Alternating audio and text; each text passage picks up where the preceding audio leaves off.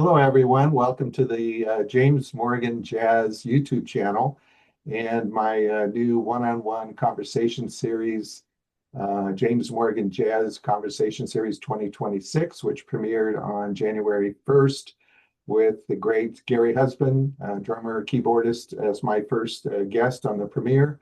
I have some great guests coming up, including today you'll see her on the split screen, Sandy Shore, CEO, founder of smoothjazz.com global radio. And I have some other guests coming up. I have Chris Standring, Paul Brown, Victor Wooten, Jean-Luc Ponty, a few others, too many to name. I'm booked about 16 weeks out. There'll be a release every week of a new episode. If you want to watch them before they're released for $1.99 membership to the channel, you can watch all of them. Otherwise, the premiere dates will be listed on them, and you can get on a waiting list for that. The purpose of the series really, besides just wanting to meet a lot of people that I admire and that I've worked with, either recording, marketing, whatever it involved, there's a lot of music. The music has changed, the landscape. And for musicians, a lot of it is musicians sit in their room all day, practicing one riff 1,000 times till they get it perfect, hoping when they post it, it goes viral. They're not in a band. They're not writing music. They copy other musicians, Alan Holdsworth or whoever. And I'm trying to show them there's another organic path, many paths out there in music that you can still pursue. And playing live in clubs and lugging your gear around and recording and writing songs and all that is really important. You find your voice when you're improvising. You, as a musician, you learn to collaborate when you're working in recording industry and with radio and streaming and all that. So I'm hoping that if anyone sees this and they're not doing any of that, this will motivate them. There's a lot of wisdom and knowledge from these people that I've been talking to, and I've learned a lot along the way. But my guest today, she's an icon, I think, in this industry, the radio industry, which started out as a radio industry. Back when she was around 8 years old, she was already drawn a radio enthusiast, and she lived in Monterey area, where actually I grew up in Carmel, and she evolved into a DJ at about the age of 15 in Cannery Row, from Cannery Row. And the station, by the way, smoothjazz.com, originates from Pacific Grove, which is in Monterey County. And as a teenager, she played piano and guitar, probably sings, I'm sure. And she transitioned into being a DJ with some huge stations, Wave in LA, KKSF, San Francisco, which was one of my favorites when I lived in the Bay Area. And in the 90s, she kind of pivoted into what they call the digital ticket outlet for concerts, events and stuff. And then she, together alongside co-founder Donna Phillips, transform that into what is known today as smoothjazz.com global radio. And it wasn't just easy. It wasn't a flow. She had a lot of things to overcome.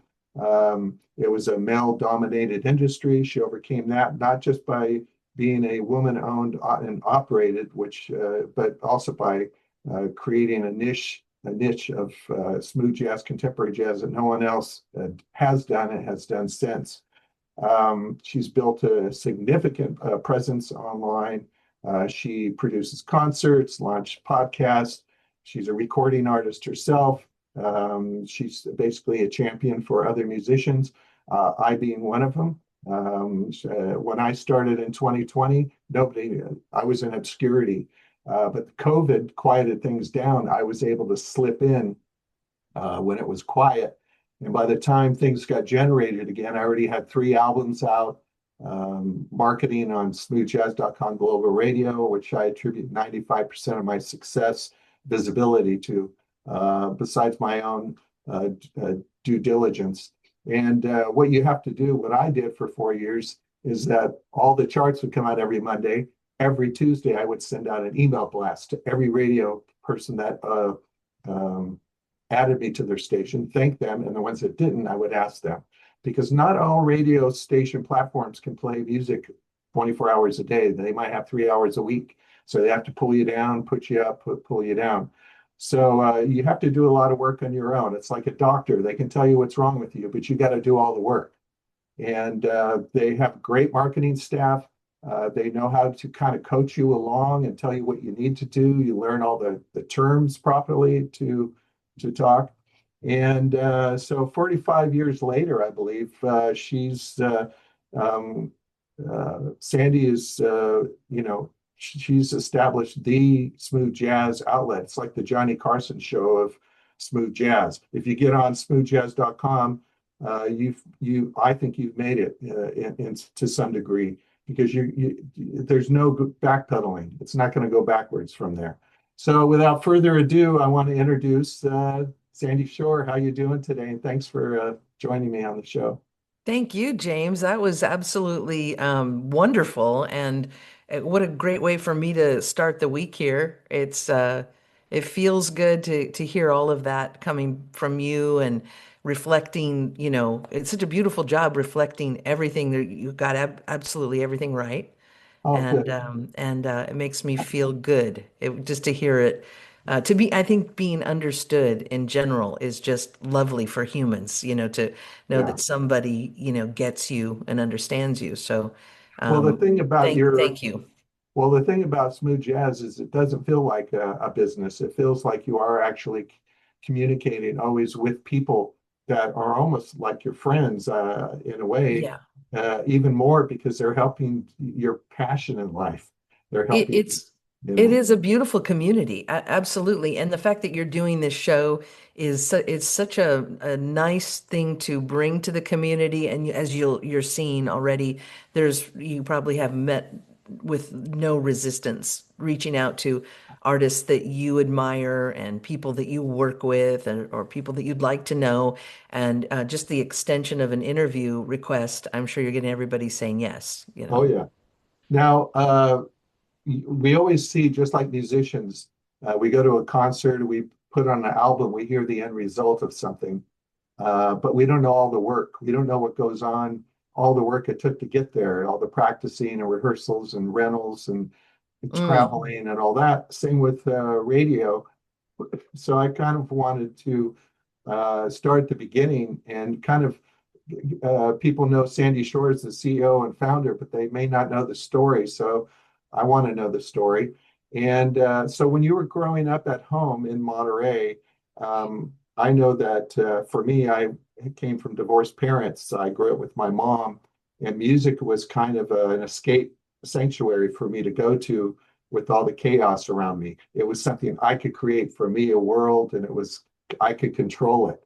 And so I wondered, was there music in your house? Or what motivated you to get into music Yeah, itself?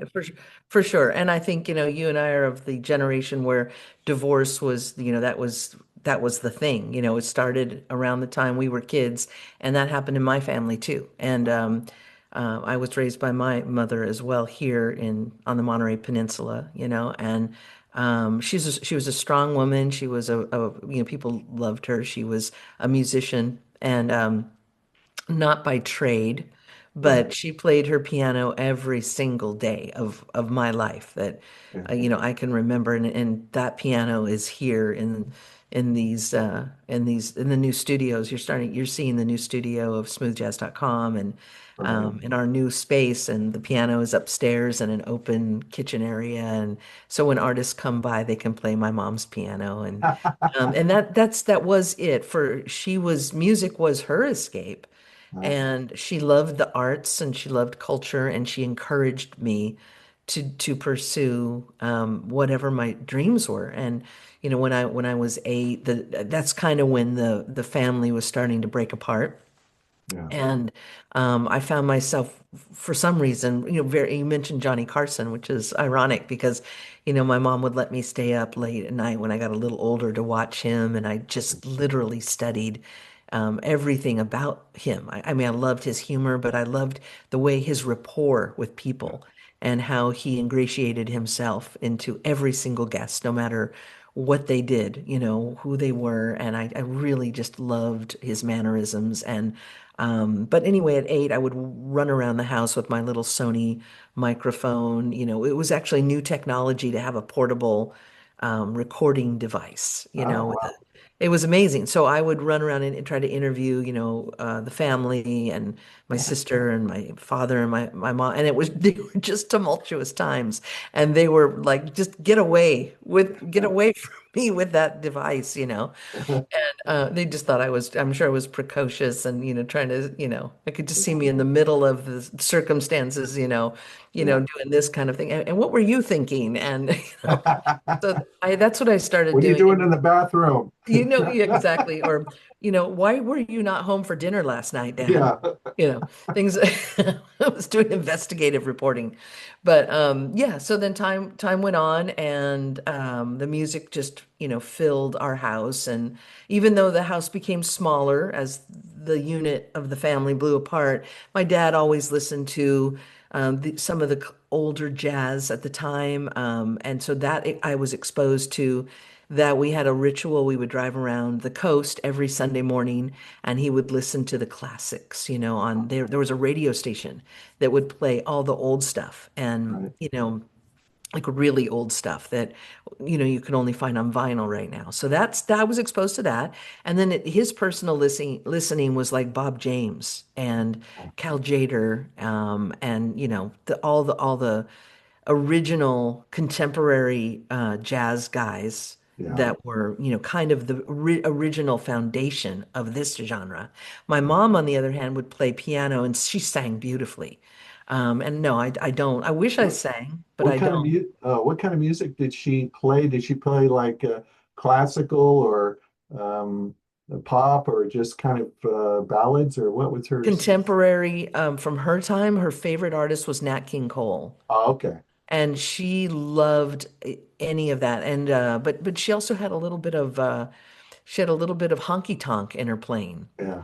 She grew up in Santa Monica, James, Ah, and her grandfather played actually the fiddle. They called it the fiddle back yeah, then.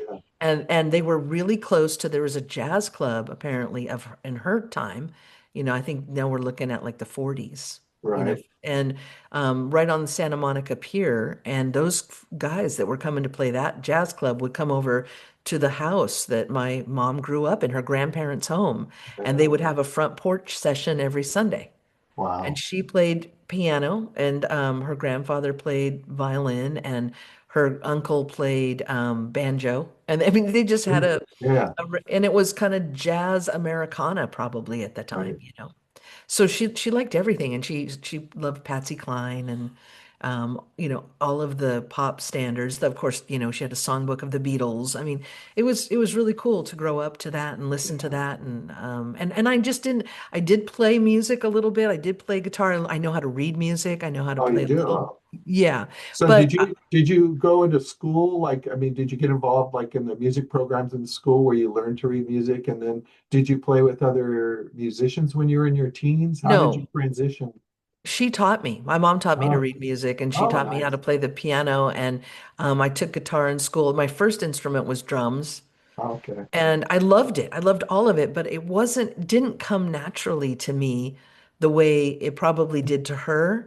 Yeah. Um, as a young person, I learned to play tennis, and that was something that I just played. Like the minute they handed me a racket, I Yeah. was good.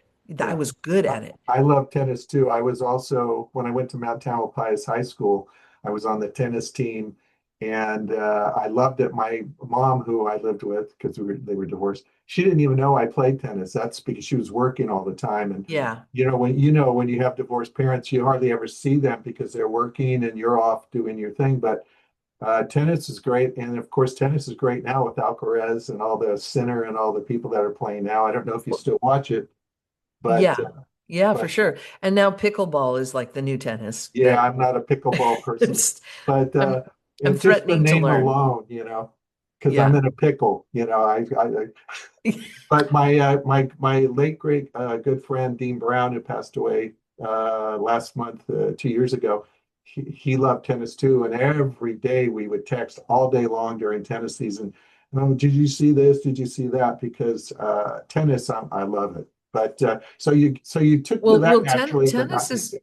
tennis is a great metaphor for life. I mean, Oh yeah, there's no example that you can't get from tennis, staying on the balls of your feet. You know, yeah. that is, getting yourself to the position that you think the ball's going to come to. Don't In stay in no man's land. mental, emotional, everything Yeah. lined up. Yeah. And it's funny you mentioned the parents working thing. My mom actually took a job at the local tennis center here so that after school I could go there. And that's why we were able to stay close. And I learned how to string tennis rackets. And that was really my first job Wow. at 13, you know. Yeah. So but the reason I didn't pursue music, the way you did or my mom did was as much as I love it and I get it and the sensibilities, I don't think I could focus enough to pick the instrument.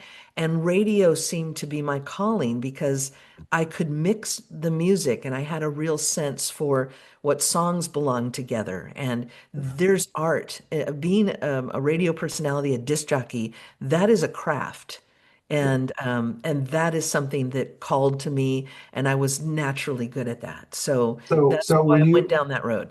So when you got into radio, which was in Monterey, and you can name the station or whatever, was there a mentor there that kind of gave you the tools that developed you to the point where you could go to a place like Wave or KKSF? And how did that transition happen? What was the process to get there, and the people involved, and how did that happen? Phone call and There was a mentor. When I was in seventh grade, there was something called ROP classes that was new to California at the time, where you could choose a career and start your education early. And I mean, the universe just totally provided the opportunity for me to take a radio and television class in seventh grade, right in middle school. So the mentor was Nicholas G. Souza, who was a local radio personality and actor. He was also the professor of that class, and he ended up teaching also at the local community college and high school. And he mentored me throughout. He kept wanting me to become a VJ, because MTV was just around the corner. And he said, "No, you really need to get into video." And well, you would have been good at that. I would have loved that, Wow. but my heart was just in Yeah. radio. There's something back then in particular, it was very magical, because there wasn't a face What involved. year was that It would have around? been, let me think about that. That would have been 77, 76, 76, 77. Yeah. So before disco, but kind of out of It the. was coming. I mean, that was Yeah. the year that was the year I bought a Prince album, the first Prince album. Not It was before Purple Rain, but Yeah. the two I remember buying we called him John Cougar back then, Oh yeah. and the Prince album, and it was the one before all of his huge hits. But so that was the time frame, and MTV was just literally looming around the corner. So you had So this mentor and he was coaching Nick you. Souza. Nick Souza got me. So he was also the program director for the local station on Cannery Row. That prior to the format he was programming was our biggest station ever in town. You might remember KMBY. Oh yeah. Yeah, it was massive. I mean, so many of today's icons went through KMBY. Yeah. So many. I mean, you Fun. could look that up and you'll see some of the most famous DJs of the time. They came up through that station.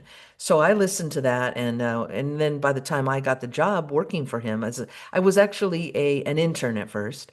Oh yeah. And he had me come in the mornings. And he said, "Look, if you want to do radio so badly, I do the morning show. You come in and tear news." We used to call it ripping news for me. We had a little teletype machine in the closet, and you would literally rip the paper. It was like a printer before Yeah. there were printers.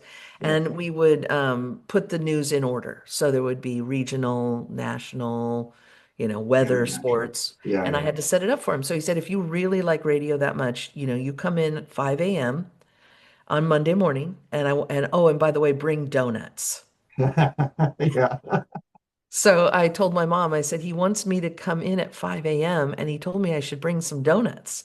So, she said, "Okay, well."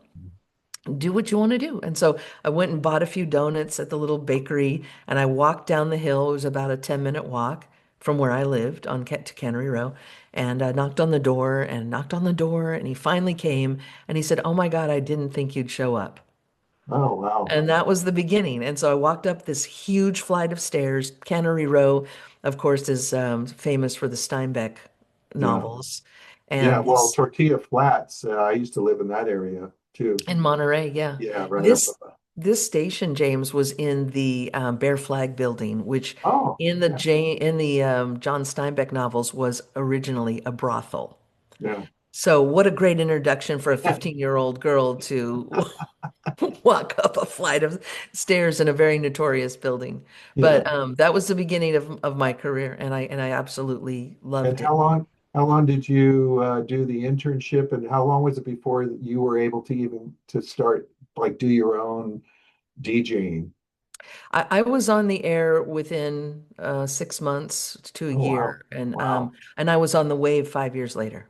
Wow. That's how And that then, went. and how did you get from there to the wave? Did they hear about you? Did you hear about No, I was not good on my first shifts in my, I mean, I was 15, Yeah, yeah. So I had a very nasally voice and Uh, I remember the first time what we used to say, open the mic. First uh, time I opened the mic, I was like, I had tears streaming down my face. I was scared to death, and then when I got into high school, there was a local pop rock station that everybody listened to, and I went to that, and I did overnights. I would do overnights, and then I would go to bed for 1 hour and get up and get to high school by 8:30 in the morning. yeah.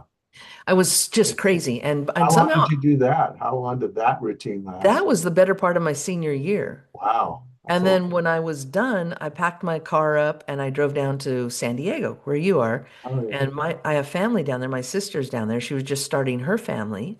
And she said, "Come on down and see if you can find a job." And so I did some resumes. And back then we dropped off our demo tapes, our little Yeah. cassettes.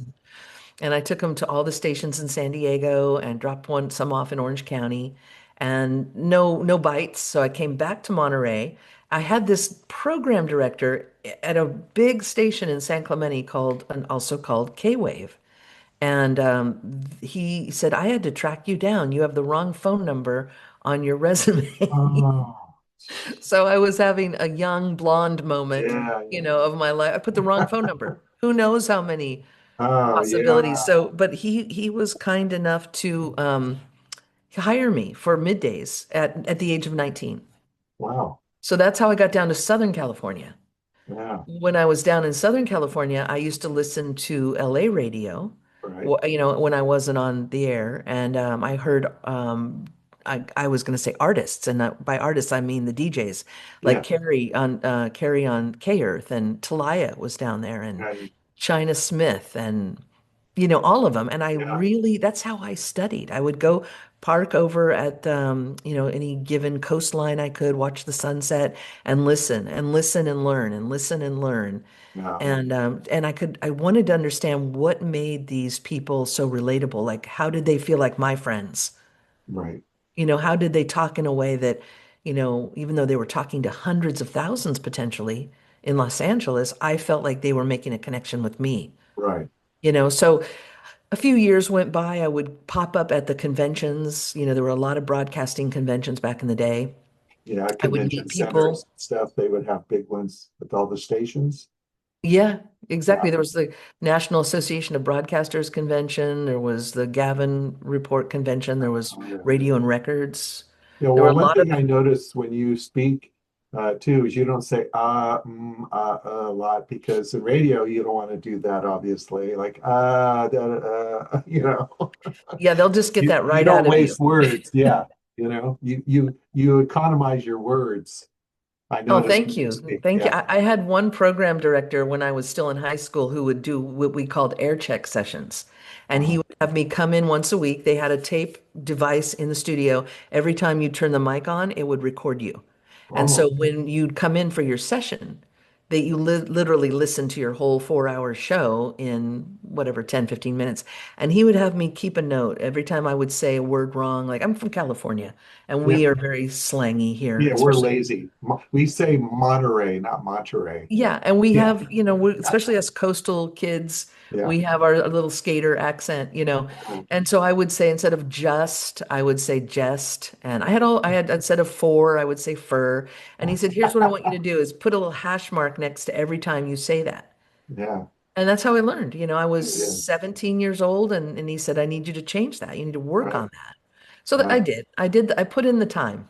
So for those that are watching and maybe think about getting into any kind of blogging or radio or streaming, I think if you're listening to her, to Sandy, what I'm getting is you need to do that kind of little due diligence work on yourself. It's not just getting in front of a camera or on a microphone and just talking. There's an art to it, like you said at the very beginning, and that's kind of what you're taking us through. I'm kind of seeing that arc of that, how you become that artist, really. Yeah, I think so. And it's a different world now. So, Yeah. um, Well, you know, it's when you it were just real quick though, when you were in doing so you went to LA and you did the station there? so in Los Angeles, when I went to those conventions, what I was saying is I met some, important Oh, people right. and I introduced myself. I mean, it was really, it's not easy to assert yourself. I mean, especially back then, as you were saying, it was predominantly male. I got hired at a station in San Bernardino that flat out told me that I would never be full time because I was a woman. Never. I would just do the Wow. weekends. And I was like, oh wow, I just hit the ceiling. Yeah. Yeah. And I probably should have known because the call letters were KMEN, and Yeah. might have been my first clue. Well, But so you you went know, from there and then you got into a bigger station? then I went over to then when I met John Sebastian, who's one of the finest radio programmers of modern times. He would see things outside the box. He was really good at programming commercial radio in a way that was innovative. So when Mhm. I met John, he was starting the wave. He had some exciting ideas, and you might remember. I don't know if you might have been up north, but there was a very famous rock station that the wave used to be called KMET. And And what year was that? this would have been 88. Okay, yeah. All Yeah. right. So KMET signed off, which was really a heavy and a hard situation for a lot of rockers. And we all felt bad because it was iconic. But Yeah. at the time, it was that's what they were doing. And they flipped it over to this new concept called New Adult Contemporary. Yeah. And John's ideas were really very sophisticated, where we would go from Americana or folk, almost folk, but artful, we'll call it artful pop, Yeah. into instrumental or even new age. I mean, we were playing bands like Shadowfax, Pat Oh, Metheny, yeah. early stuff, and we were mixing it sometimes with the Indigo Girls. Hiroshima, I'm sure. Hiroshima, yeah. And we were mixing it with pop, alternative, really artful Yeah. songs, vocals that Sophisticated. was like just incredible stuff. And to a music person like myself, I really responded well to that. I totally loved John's concept and ideas, and I wanted to be part of it. So John hired me. I was the first DJ ever hired for the Wave for the worst possible shift. Uh, He put me on weekend overnights, and oh, and wow. I was 20 or 21 years old, something in my early 20s. Right.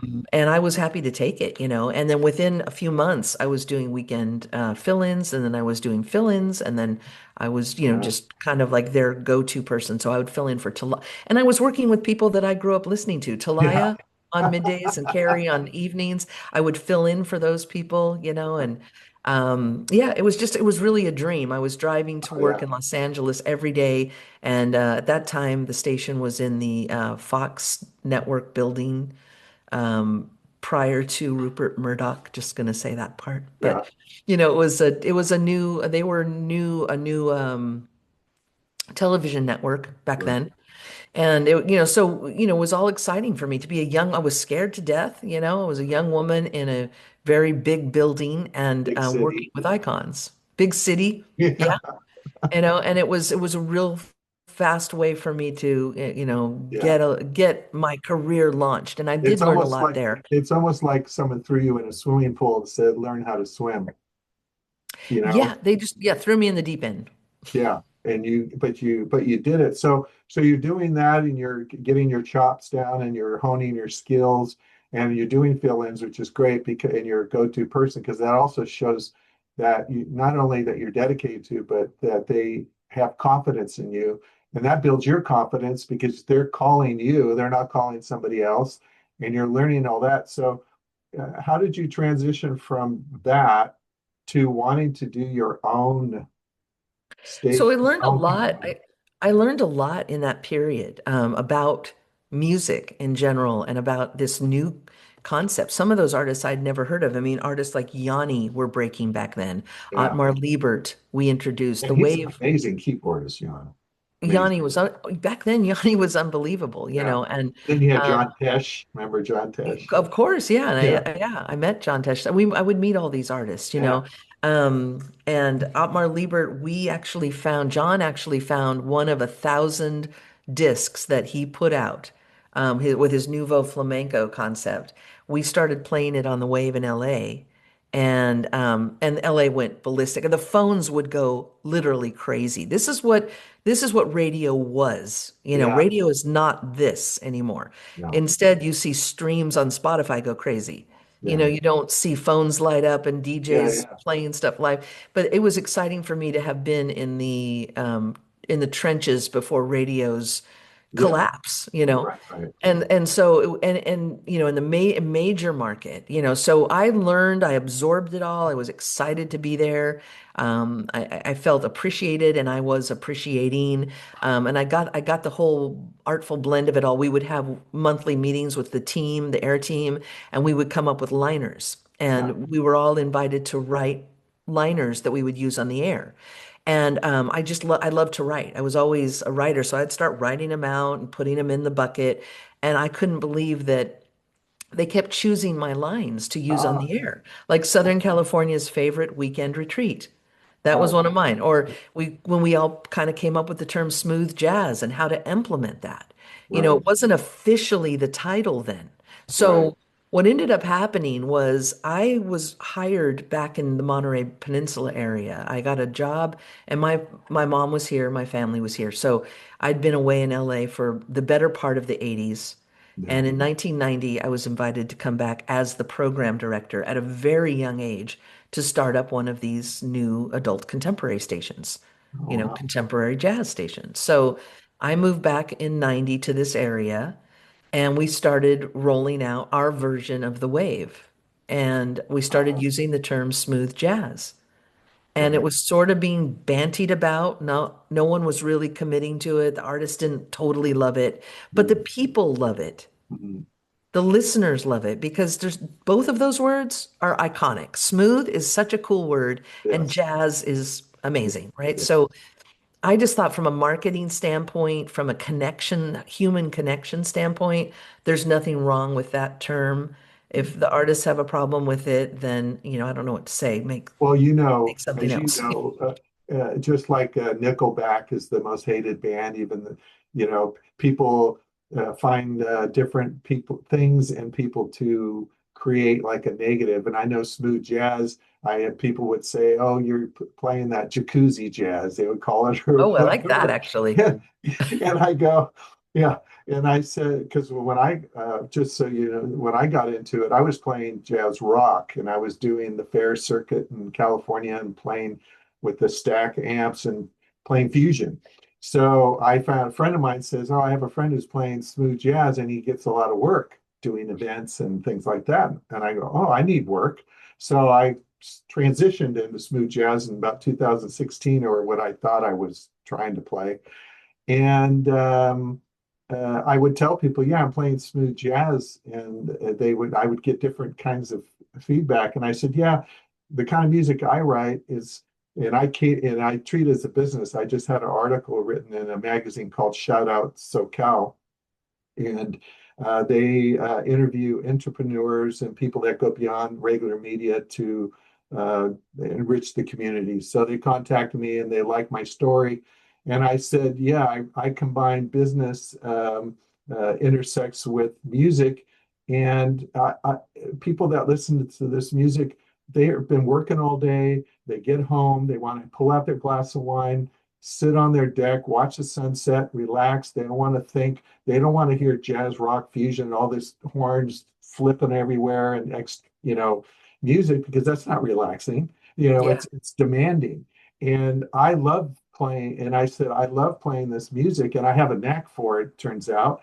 So, like you said, you find something you feel comfortable with, and I enjoy it, and I like it because it's giving people a moment to reflect and relax. You're enhancing their life. And that's what I love about your catchphrase for smooth jazz, that says living, global living or Smooth whatever. global living. Yeah. Yeah, and it all works. And there's a whole formula to it. And if you don't understand it, then that's not for you. Like some people like heavy metal, some people like blues, some people, but I get that is what I'm saying. Yeah, you're right. And that helps me in life to know that this music, when you turn on the smoothjazz.com global radio stream, whether it's on the mobile app or it's on the website or it's on Apple TV, Right. we're providing, I'm hoping that it provides an opportunity for your life to feel better, for your blood pressure to become lower. Yeah. For you, like, I'm watching you go out every day, James, and take your walks. Yeah. And that's really inspiring because, that we need to put our health first, and I like to believe that what we're programming and the music that we're featuring is healthful and Right. happy. And I also love this genre because it knows no boundaries when it comes to nationality or borders or we, the heartwarming emails I've gotten over the last 26 years Yeah. about from listeners in countries that I'd never heard of, or running into a woman from Italy on the Dave Koz cruise who literally cried when she met me Yeah. because she said smoothjazz.com taught her to speak English. She Right. heard about the Dave Koz cruise on smoothjazz.com. She and her husband run a little inn on the Amalfi Coast. They closed for the week so they could go to go Yeah. take a trip on the Dave Koz cruise. And I mean, I've heard so many stories about that. Well, The and gentleman that started this Mallorca Smooth Jazz Festival, yeah, he which was is a fan huge. of smoothjazz.com. That's why he started it with Christian at Smooth Jazz Europe. Yeah. Well, to your point, I was talking to Brendan Rothwell, and he would kind of said what you said. Smooth jazz bassist, great bassist. Anybody out there got to get his music. He said that he would get letters from people that would say, "Oh, your song got me through this or this or that." And that's the way the music is. Smooth jazz to me is something you can put on the background while I'm cutting vegetables to make dinner, or in the morning, first thing in the morning when you work, you can do your yoga to it. The thing I like about the station is it doesn't just have one sound. You can have kind of an R&B sound. You can get, there's so much, there's vocals, there's singing, there's instrumental. Well, Uh, see, that's the mix, isn't yeah, it? And that's where people like me, it's a lost art who yeah, know how to mix this music. And as somebody who I am doing some recordings now, so I'm releasing music and working with some amazing talent that I've known for years to put out what are the smoothjazz.com singles. So I right. do understand that part of it, but the mix is what I want to focus on. What people like me bring to the industry. They take your music, they take Paul Brown's music, they take Incognito's music, Lindsay Webster, Mesa, and we know how to create a set.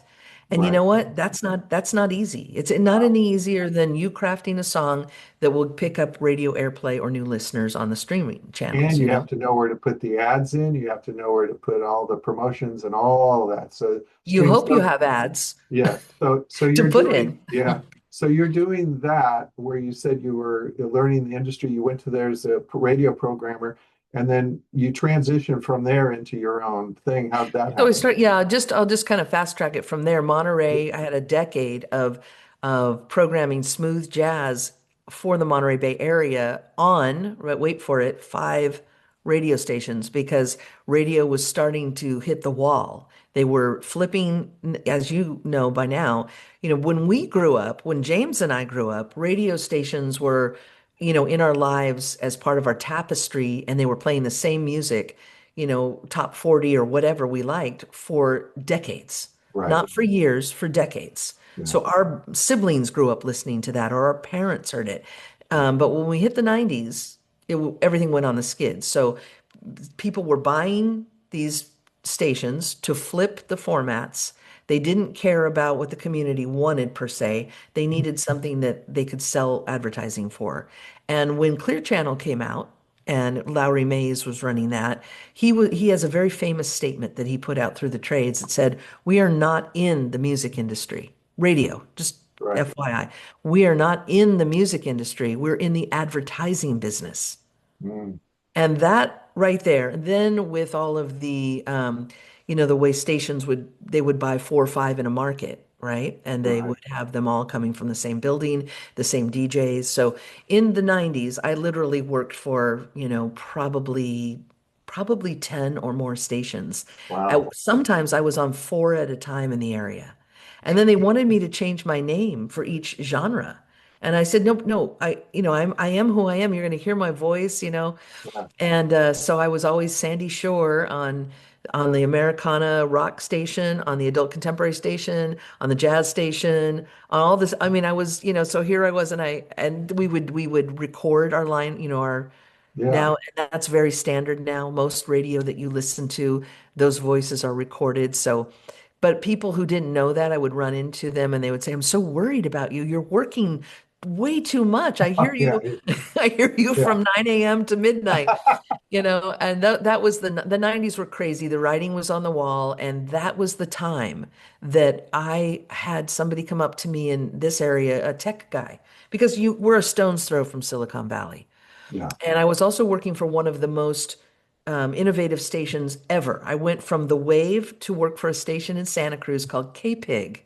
Okay. And Yeah. it sounds funny probably to most, Well, I grew up in but Aptos, so so yeah.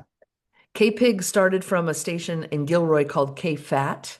They Uh-huh. sold that, bought KPIG. It literally was the most ingenious. Anybody listening, Google it. You'll see it was ingenious. I was lucky enough to be brought on to that station. But when you went from the polished, refined wave in LA and then over to this station that was a little bit on the, Mm.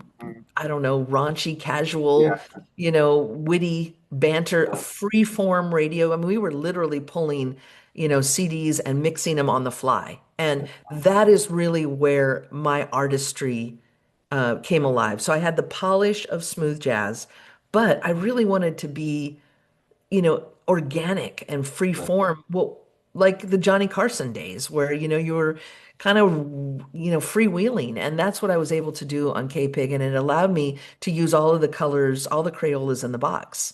Mhm. So I really feel like from my 20s into my 30s is really when I honed, um, You my found thing for it's radio. like it's like a musician finding their voice. I ask them when I interview them, when do you think you found your voice with your instrument? Was it a period of time or was it an exact time? Some say it was an exact moment, some say it was over a period of time. And this sounds like this is how you found you, where you knew Yes. your Yeah. voice in a And sense. also, I think there's something to it in that I was thrown out of my comfort zone.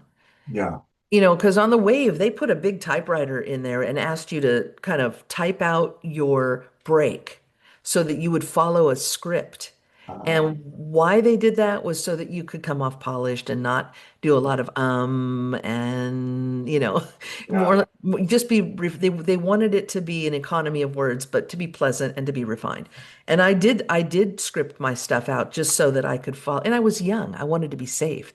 When I Yeah. got to KPIG, that was the opposite. They're like, get rid of that polish and Yeah. be yourself. And then I got to meet some of the most iconic artists of all times. Like I spent the afternoon with David Crosby on that Wow. radio station, Quick you know? story. Quick story. I lived in Mill Valley on Shoreline Highway in the Shoreline Apartments with my mom. And David Crosby's, I used to babysit for a woman that he dated. So he would come and pick her up. So I was in the house because I was going to babysit. And then he would show up at the door and come in and wait for her to get ready, get her coat and stuff.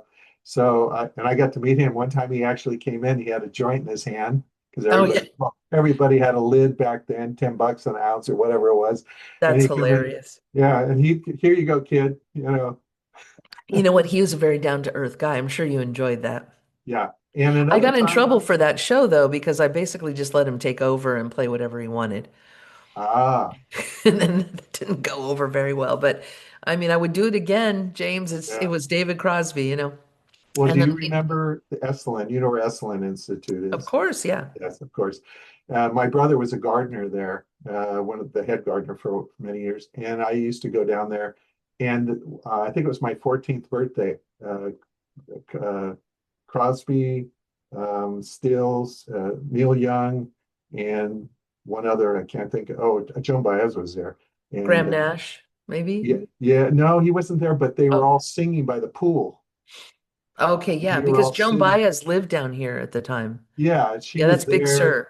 and Linda Ronstadt. There was all these people because I was a kid, 14, and they were all sitting there. People were dropping acid and smoking pot. Back in those days, that's just what you did. And they were just playing by the pool, singing, That's and crazy. smoking weed and throwing joints to the audience. And Oh my gosh. yeah, but go That's ahead. So you build. so that was the era of just really discovering Yeah. potential in general. And it was also the time of Silicon Valley. And a gentleman I worked with at the time, named Bill Goldsmith, was starting up some very creative stuff with the internet. And KPIG was the first internet or FM radio station to ever broadcast on the internet, the very, very first. Wow. And that was because of Bill. And so Bill put in a camera in our studio. He called it the swine, or what did he call it? Well, we used to call the booth the pigsty, but God, it was swine line, the ham cam. It was the ham Oh, cam. that's So the good. ham cam was not fun for us DJs because it would go Yeah. off every 8 minutes, whether you were ready for it or not. That Uh, could mean you're bending over picking up some trash and it would not get your best side, Sneezing. or what eating or whatever. Yeah. So Bill had us rigged, and then we started streaming, and it became a very exciting time in history, in tech history. And Bill started to pioneer his own internet station, which is absolutely epic. It's called Radio Paradise. And Uh, I'm sure that, most of your viewers know this station or should know it. And it's very eclectic and very artful. And then Bill and I started talking, and I said, hey, I found a way to buy smoothjazz.com. And I want to make sure your viewers know that I was living on a radio DJ's salary. uh, And at the height of it, at that time, might have been about $12 an hour. yeah, So for me to buy the smoothjazz.com domain name meant I had to forego my electric bill that month. right. And I Yeah. did. And I was like, I'm going to get it and I'm going to figure out what to do with it. So I bought smoothjazz.com's domain, that domain in Right. 90, let's say 93, 94. Wow. And we were 6, 7 years away from the technology of being able to stream music. But Bill would say, just build it and they will come. Yeah. So he and I would start having meetings and he would help me. And then ultimately me and Donna, he would help us start carving out our lane. Right. And we would put our library together on the server. We would start getting our graphics together. And we did use that website as a ticket portal for our concert events because I also began doing live concerts here in the Monterey Bay area. Right. And it was everybody from, the Rippingtons, Acoustic Alchemy, Foreplay. Mm, We would branch over to Kenny Loggins, Diana Krall, Tony Bennett, yeah. hundreds of concerts in the decade, honestly. Right. And that using smoothjazz.com as our ticket portal, but mind you, there was no encryption invented at that time. So Uh, we had a little form, James, that you would literally print out and right. you would fill it out with a pen.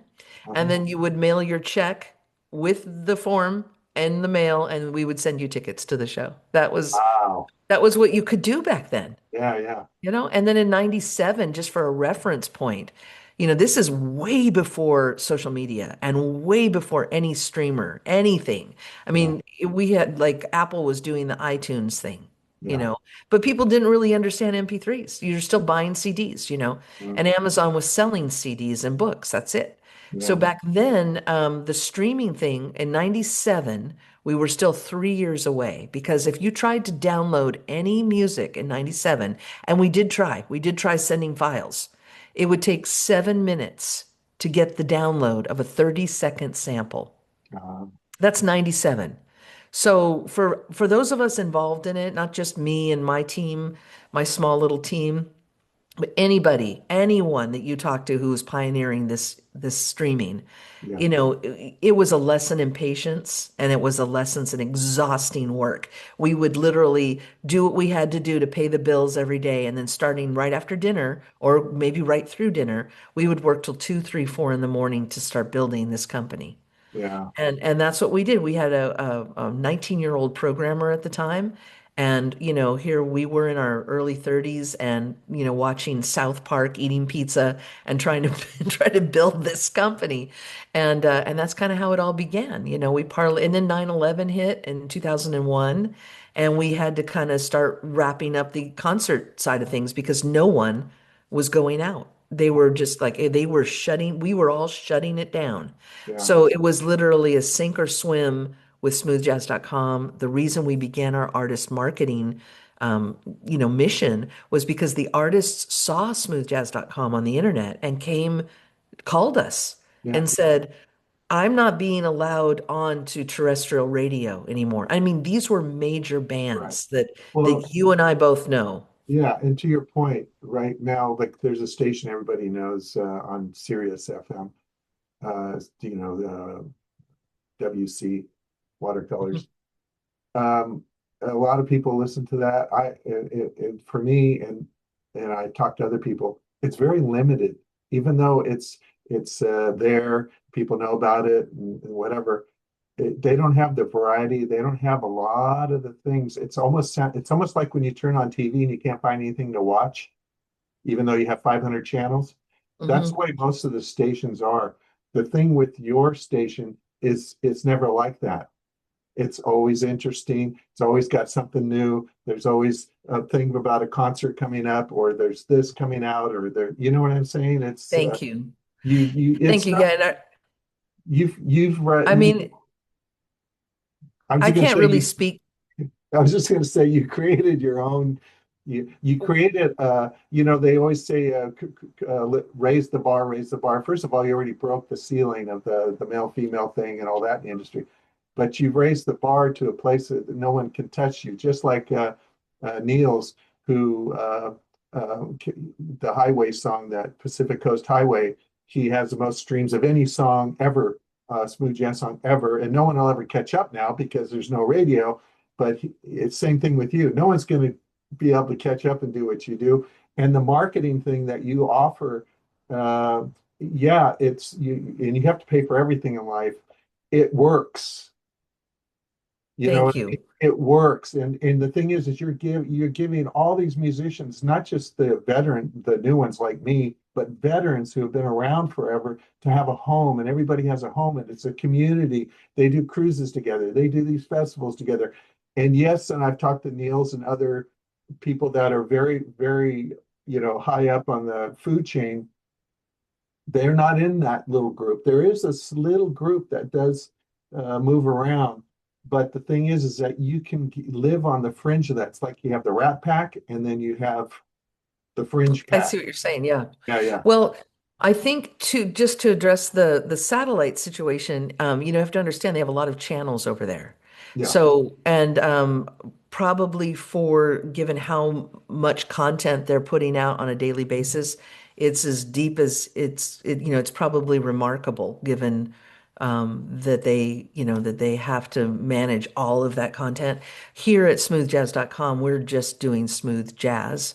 Yeah. And I like to think that, it was always my plan to offer wide, I mean, we're called broadcasting, not narrowcasting. Uh, So, and then when we started, you have to remember back in the radio, there's so many reasons radio isn't the choice anymore for most consumers.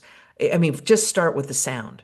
yeah. Once you hear streaming or, especially lossless, Mhm. that's it. That's it. It doesn't matter how old you are. You can be 80 and discover streaming and go, yeah, that's amazing. I'm not going to listen to my music any other way. Yeah.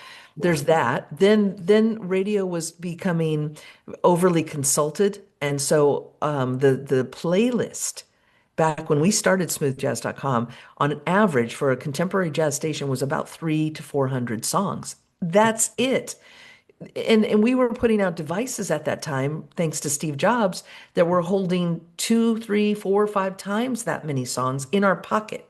Yeah. So really, the writing was on the wall that if you're just going to rinse and repeat all the time, then people are going to start to find another outlet. Yes. So, but what we do here at smoothjazz.com is, it's smooth jazz. That's what we do. We do have the smooth lounge station, and that's one of my favorite, you know, pleasures every day is, keeps me, I feel relevant and young that I can listen to all this cool chill out 20 Oh, yeah. something, Yeah. There's a EDM station called pop. Groove Salad that I listen to. Yeah, Their internet, and the I know of lounge them. reminds me of that kind of sound a little bit, because Yeah, sometimes I put that more on towards, like, if I'm watching the sunset or I'm relaxing, reading or something, it's more relaxing.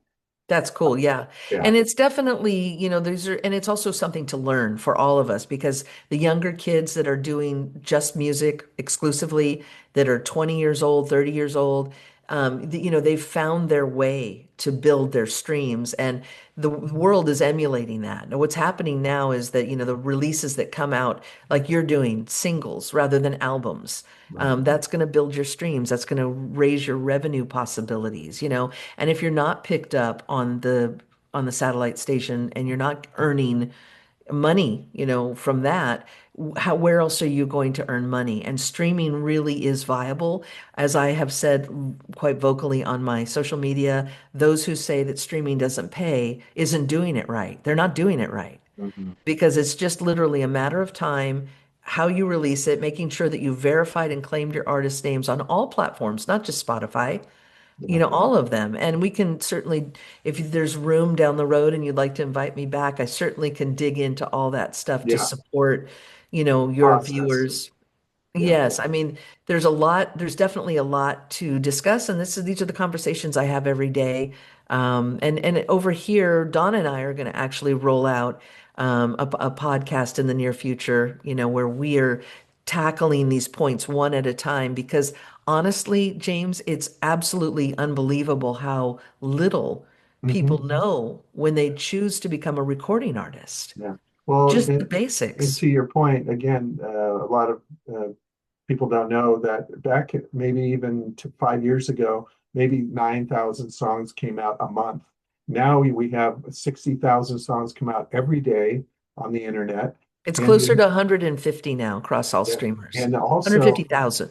yeah, and then also 30 million songs or 60 million songs a year don't even that are on Spotify don't even get one play. Exactly.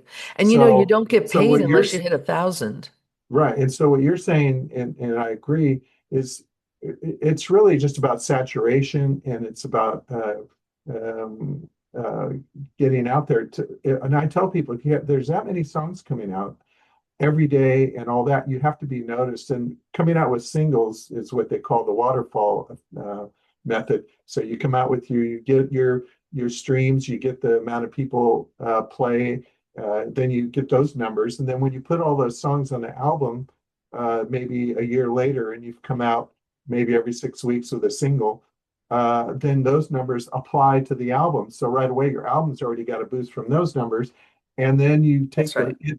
and it's all about streams, and that's obviously to go on the charts, to even be on a chart, is like a phenomenal thing to do, and it's fun. But if you think of all the songs that come out every day, to even be on even at 100 on a top 100 feels good because you know that not only for a musician, working musician, for me, it's all the accolades are just to get more work.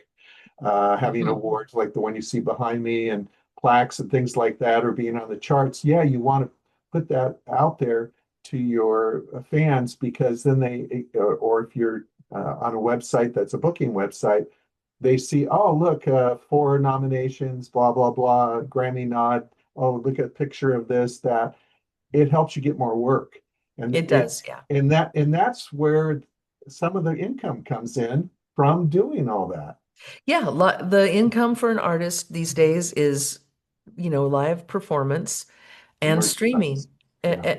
And I don't know about merchandise. Maybe, I mean, I do hear that a lot of people are telling me that people are still buying CDs out there. You Well, know, CDs, as you know, vinyl's coming back. CDs are selling more. Yes, they are. I actually, if you go to spinymedia.com, they're a new company. A lot of big artists are now going. I started with them when they first started. They sell physical CDs and you ship them your CDs and that you get 100% of your money. You just pay like $7 a month basically. And it's a lot of that is starting to come around. I believe what's going to happen, in my own personal belief, is that catalogs, first of all, a lot of the catalogs, there's not a lot of bands coming together, but a lot of these people are pulling their catalogs from streaming. A lot of the music's going to be regurgitated because there's no bands, no new music coming out really. And I think when bands are going to come back again, where there are bands, and they're going to be selling CDs and vinyl, I think it's going to find its way back. I think there's going to be a cycle. Um, yeah. I may be I, wrong, but that's what I believe, you know? I just got my vinyl out after our recent, restoration and build here onto the Yeah, smoothjazz.com headquarters and pulled all the vinyl out, like I have had shelves built for it and really enjoying listening to that again. It's warm yeah. and creative and it's Yeah. awesome. And when we were It, kids, we used to read the yeah, and I covers. think and I think it's a very hip thing. I know it's a hipster thing that, Yeah, there's a generation below us or so that love the vinyl. yeah, CDs will be interesting to watch. I'm not I have no urge to pull that back, probably because it took me better part of a decade to get rid of, 15,000 of them. yeah, yeah. So, Oh, that yeah. was Most my people entire listen. career, Yeah, on a most shelf. people listen in their cars. That's what I've learned. If they have an older car, they listen to CDs. Yeah, and I'm sure they'd rather listen to CDs than what their options are on radio. Yeah, yeah. That's And again, a lot of these streaming things on the radio, even though the sound is great, they don't have a lot of variety. They're playing the same things over and over and over. The thing I like about smoothjazz.com is you always, every month there's something new. There's a every new two artist. weeks. Yeah, Every but 2 weeks. Yeah. And we also add new music weekly. I mean, even, yeah, we don't just play artists that are marketing their music with us. We yeah. play everyone. And Now, do you brought you? up a really good point a bit ago about artists who market. Right. Which artist should market? Every artist should market. And you see that with us. We are working with, we work with Richard Elliott and we work with Nathan East and we work people who you think, oh, why do They they don't need to need it. Yeah, you think that because but they're, they do need it. And the yeah, reason they need it to because they're remain still touring. relevant. Yeah, They're still touring. And again, 150,000 releases per day on all the yeah, streamers combined. Even though their names will command a certain percentage more than, say, a yeah, brand new artist, yeah, there's still so many more that don't know about it. yeah. So marketing is for every artist at every level, and at every level you have different goals to achieve. And Right. that's why the marketing here on smoothjazz.com helps you achieve those goals, whether you're Oh, yeah. starting out and looking for bookings Or or you're a start, veteran. yeah, These, yeah, or exactly, or you're a veteran who is maintaining and has a new yeah, song out with a new voice and something to say. So, right. and Yeah. I think the main reason, if anyone's wondering now why does smoothjazz.com work and how is it different? It is different because we have built a global community of listeners, hundreds of thousands of listeners around the world over the last quarter of a century. So Yeah. since 2000, and when we finally hit that day, I've given you a lot of information at what led us to launch smoothjazz.com. It Right. was in March of 2000. Hmm. When we launched the station, we were literally #1 on the Shoutcast charts for months, for Yeah. basically the entire year. And here were people scratching their heads going, wait, smooth jazz is is the most listened to format in the world in the year 2000? Yeah. And the reason for that was everything we talked about, the tranquilo part of it, the relaxation, the support, the supporting your immune system, supporting your nervous system. And it's also exceptional music. People who make smooth jazz, Mhm. these are the folks that have come from the bands, like, Yeah. Richard Elliott from Tower of Power, Huge Groove from Tower of Power, Yeah. Sax player Eric. Yeah. it totally. And then what about and those guys like Eric Darius and Vincent Ingala, we've worked with them when they were in high school still. Yeah. That's how long we've been around. My bass player, my primary one, Nathan Brown, he's Coco Montoya blues guitarist. He's on tour with him right now. He's his main player, but he plays with a lot of smooth jazz, like Kim Scott, and when they come and do festivals, L.A. area, California, and so they always call him. But he said that a couple of these artists that you would think that are big artists like Kim Scott and a lot of these artists, they tell him, "Oh yeah, I'm barely breaking even touring. By the time I pay for my travel, my hotels, the food, the this, the that, and the players in each town." One guy said that he's a guitar player. I can't think of his name, but he said that he was just under breaking even, but he didn't care because he was playing at Spaghettini's.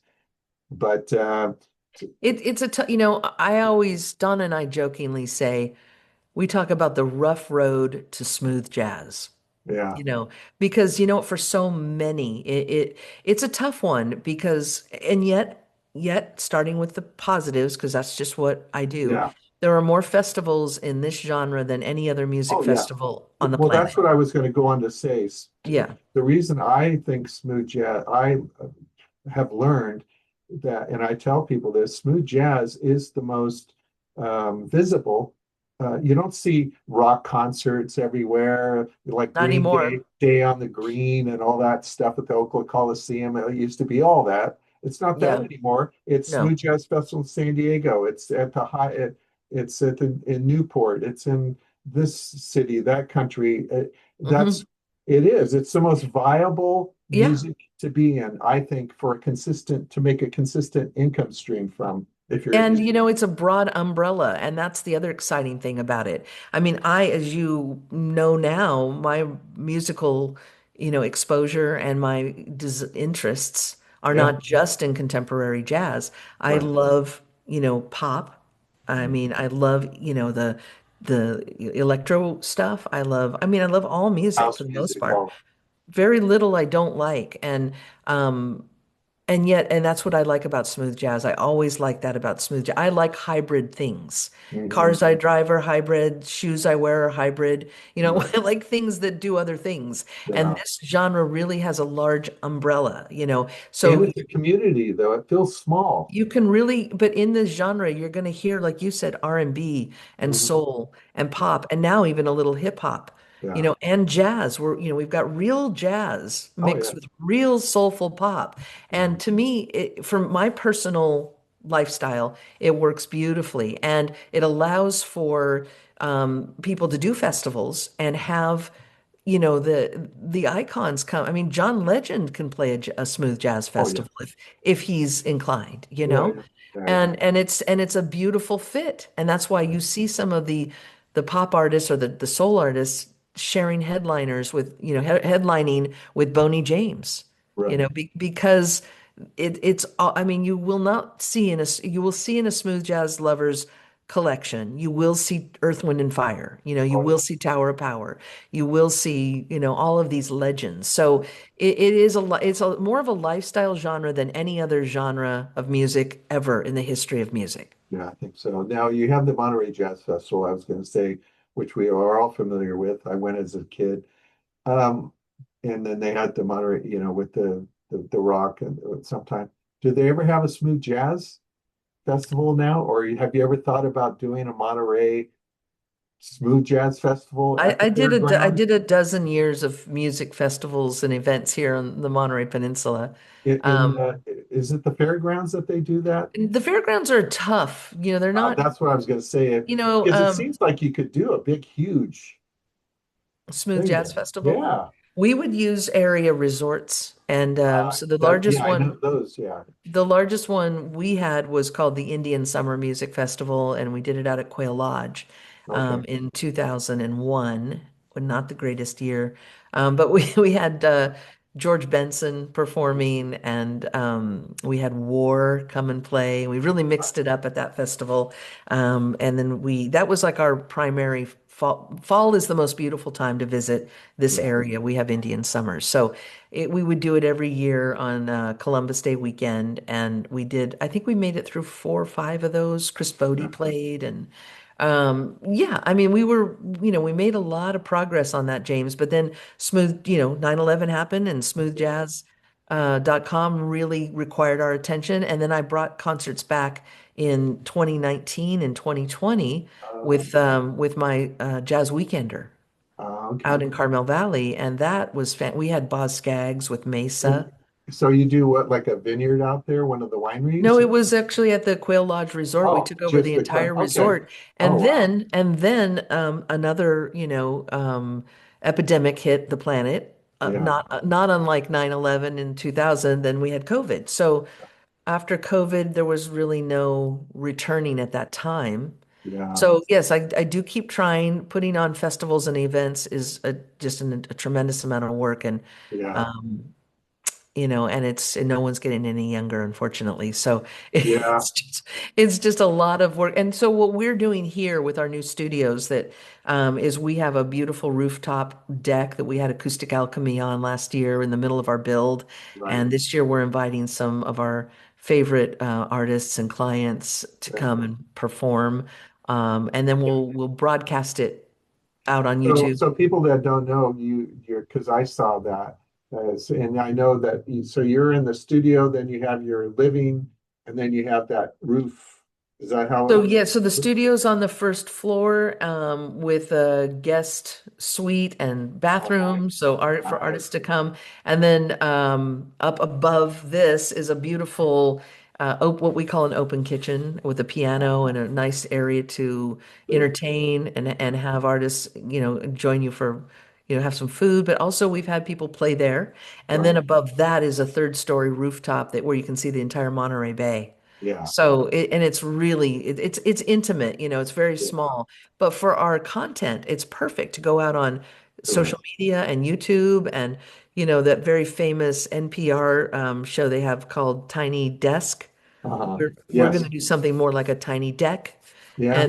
and kind of like that. So Idea. we're looking forward to it. And I think really being able to broadcast it to the world Yeah. is going to be a lot more for what we're doing, given the fact that smoothjazz.com requires full-time, hours every week to run it.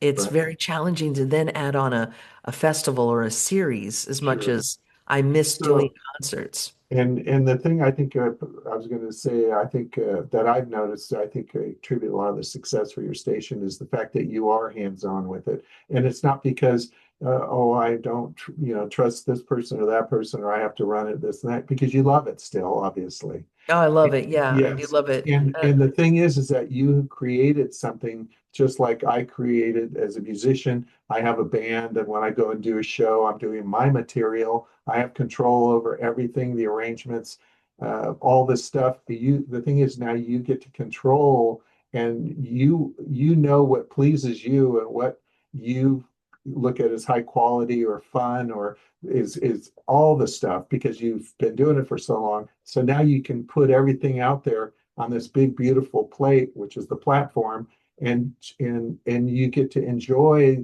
the fruits of all those years you started at 15 years old to get to where you are now.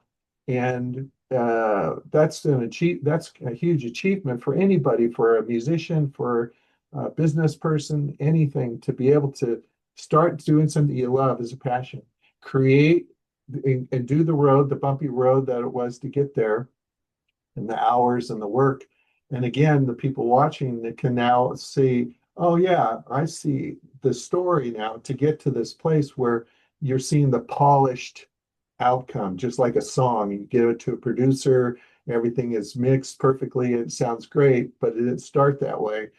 And I think it's amazing because as a person, that's why I admire you as a person so much because you created this thing, just an idea. It's like a song is nowhere. It's just word Yeah, yeah. notes that are intangible. You took an intangible idea and you made it tangible now for millions of people. And I don't think it's just hundreds of thousands. I think millions of people enjoy listening to For the sure. I mean, hundreds music. of thousands a month, Yeah, or a week, but yeah, yeah. millions. You have hundreds of Millions millions. around the world. That's true. Yes. And in over 200 countries. And thank you for saying that. And that's what we creators do. We are drawn to creating. That's why we're on this planet. We want to we want to be creative with our time here. Yeah. Whatever that is, if it's a 3-minute song or 4-minute song, or if it's a platform, like I didn't really know where it was all going. I just knew that I thought that what we were going to do on smoothjazz.com was going to bring color to radio, was going to Right. give a visual to radio. Yeah, but the And thing is and now it is was exciting. you know what it is now, and now since you know what it is, you know what it brings to people's lives because people tell you, you know, and you can see it, and that's the solid part. Now, real quick too, just what is the give us a week in the life of Sandy Okay. Shore, and I know it changes every week, but just from the time you get up in the morning, just so people know that it's a running machine and you're constantly, Yeah, I will. So as we're talking now, it's a Monday.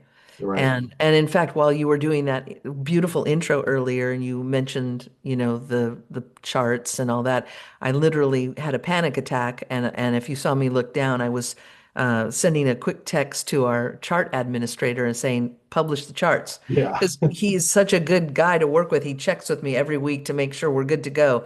And so we publish charts on Monday. It's a big day. Mondays are huge days. So what I usually do is I take a few hours on Sunday to get ready for what I call the fire hose of Monday.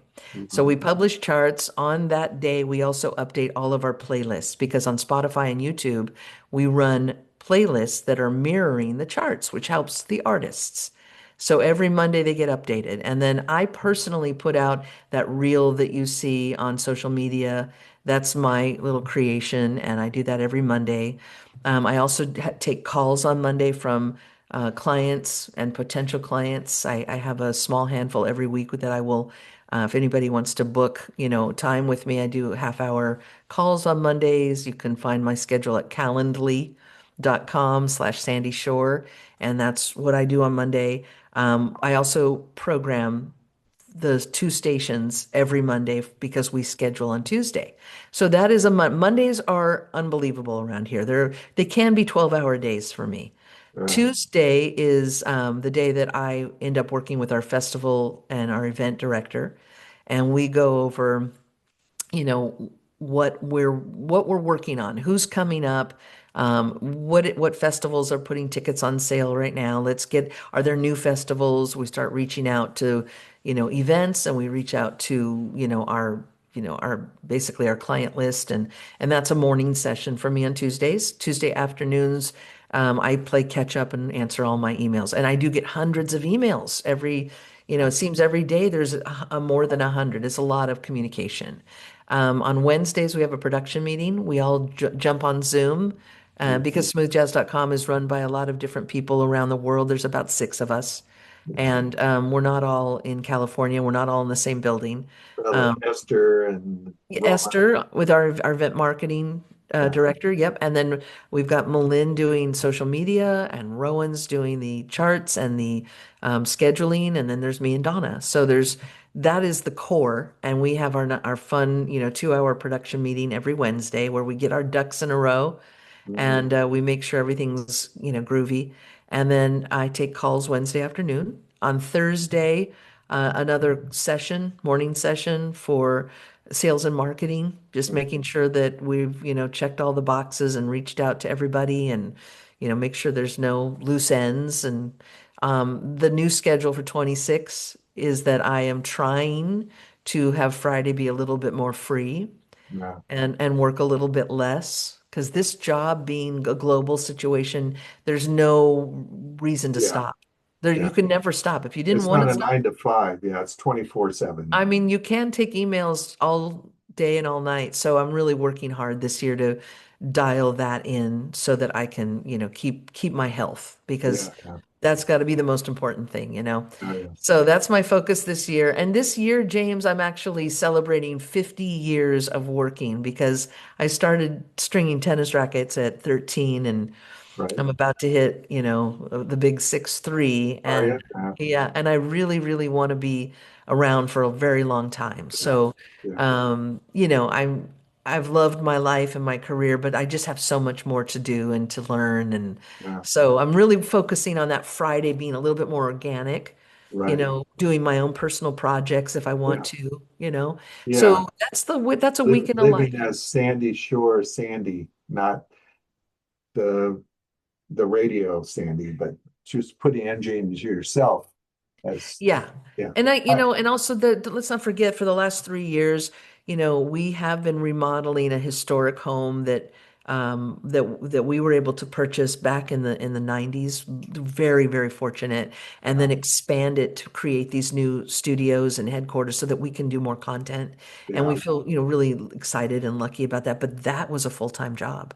So yeah, there was that, and then there was the company. And so I think, we're at a point now where we're looking forward to celebrating the space, right. having lots of artists come through as they're able, and doing interviews like you're doing right here, Yeah, and doing them maybe live and streaming and all that. So I think yeah, it's going to be a wonderful year. Very happy to have been a guest on your show. Thank you for doing the show, and thank you for inviting me. yeah, yeah. Well, I have two more questions for you. One is if you could meet any artist, live or dead, any musician, personality, TV, radio, anybody that you could spend time with or work with, who would that be just off the top of your head? Oh man. I know there's people always say there's so many, but just one. Um, I've had the pleasure of meeting people that I have admired, Yeah. and I've been really lucky. There's somebody I know him and we've done things together, a handful of things over the years. And I mean, he's the one I would really love to do something with would be Michael McDonald. Oh, okay. And when I say do something with, I would love to have him Yeah. be a guest vocalist on one of my songles that I create, that I've been writing, producing. I'm a massive Van Morrison fan. And I've seen him live and I've been told maybe best not to meet him. So Yeah. that's, because I think that guy is one of the most channeled, connected creators I've ever had the experience of, enjoying the music of. Um, Have and you heard of, you know who Rick Beato is? YouTube, he's a YouTuber. He has 5 million subscribers. He interviews Sting and Pat Metheny and all these people. oh, okay. Well, there's another guy named Andy Edwards, who's from UK. He reviewed my album EP I did with Gary Husband and Hadrian Farad, A Soul in Time, which was a kind of a tribute album to the late Dean Brown. He had his YouTube channel taken down. Someone hacked it. And so, but he did an interview with Beato. And so you have these two titans getting together to talk. And he talked about Van Morrison. I think he sat in or he played drums with them for a little while. And he said he was they called him Mr. Grumpy. Yeah, I'm sure. I mean, and I don't even care. I mean, I Yeah, think I yeah. think that I mean, I He wouldn't didn't even either mind. because of the music, but Yeah, I'm and I just wouldn't even saying. mind meeting him on a grumpy day, but I think, with someone like Van, just really what I want from him is his music. So Yeah, I yeah. don't really need a personal Or relationship. I'm just Michael grateful. like McDonald. Now, the He's other one of the question. kindest people I honestly and the most down to earth people I've ever met. I've interviewed him several times and we talk. And he was actually on one of a collection I put out years ago on a Christmas album called Coastal Christmas or Uh-huh. something like that. I'm sorry, I can't remember. Michael put one of his allowed for us to use one of his songs, and Oh, he's very humble yeah, and has I don't know, he's just a wonderful man, and I would just like to collaborate with him yeah, if while time permits yeah, on one of the songos. We've done some amazing collaborations over the last 2 years. I've Peter White is on, Nathan yeah. East is on one, Nelson Rangel on one coming up. Great sax, Um, great sax player. Incredible vocalists. I've worked with Kimberly Brewer from Stevie Wonder's band, Kathy Cousins, Abe LaMarca, just incredible stuff. Yeah, And I'm excited because the songles have really picked up a lot of streams. yeah, From yeah, way more, they're like 1 or 2 minute songs is what they are. yeah, So to have seen some of them hit 30, 40, 50,000 streams on Spotify has been, yeah, really exciting for me. So that's the stuff I'm kind of focusing on from my creative yeah. side, Of the course. side of me that wants to take off the, managed Yeah, sales management hat. yeah, Because the thing that's getting a little bit tiring for me is having to explain, and I'm sure you're seeing it, James, because first of all, thank you for leaving the comments you're leaving on my Facebook posts, but having to state the obvious over and over again mhm, to a certain artist type that yeah, just want to go back and service radio with their music. And we don't live in a time when those stations are even out anymore. All the stations you and I just talked to about, they're yeah, not there anymore. yeah, They're gone. All of those big, huge smooth jazz stations that used to merit a convention every year in San Francisco for the Gavin Report, mhm, they're gone, and the Gavin Report's gone. yeah, So we don't live in that time anymore. And I think that's where it's like I feel like Sisyphus with the rock going, if you don't see the climate or the landscape we're living in, no one's going to convince you, not even me. So that's the one thing that gets old. And I think what's new is creating the music and like you said, take this environment that I am aware of, this platform that I am very aware of, all the colors, all the moving parts, and really honing that. I love all that. I still love listening to the music. I still love working with the artists like yourself. All that, writing the commercials, voicing the commercials, all of that really still floats the boat. yeah. But the constantly having to, talk to people about the silliest of things that it's almost like talking to people about why phone booths aren't here anymore. Well, maybe, it's Here's the almost like reason phone booths aren't here anymore. yeah. Here, But that's the reason. the other thing is it'd be an opportunity for you in a way to, people don't read anymore, but to put out a book of to let people know because again, the reason I'm doing this series is to impart that kind of information to people. And like, again, like you said, we could do a follow-up where you actually can walk people through a process, what you think they need to do to, if they want to go from point A to point B, to get from creating a song to getting their music out Let's there. do it. Yeah, Yeah, let's book a follow-up. yeah, I'm down for that. And then we'll yeah, just pick up from there. yeah, And then also we're going to do our own thing here and maybe we'll yeah. have you on that. But I Oh, think that'd be we need great. to do a weekly or monthly addressing of the basics. I think that'd be great. And the last question I've had for you is, if you had any other occupation other than the one you're doing now, what do you think it would be? I know when I asked Gary Husband, he said a Formula One driver. One guy said a bus driver because he liked the big steering wheel. What? Any? I would have loved to. There's so many things. So, I mean, literally so many things. But the one that's coming up at the top of my list is I would love to have been a screenplay writer. Or and back in the day, I wanted to write for David Letterman, and I also wanted to write for Saturday Night Live. So I think I Uh, would have, if I had a whole alternative life, I would have yeah, started there and then started writing screenplays, move for nice. movies. I would have loved that. And Yeah, and I have so many people that I would, to answer your other questions, that I would still love to meet.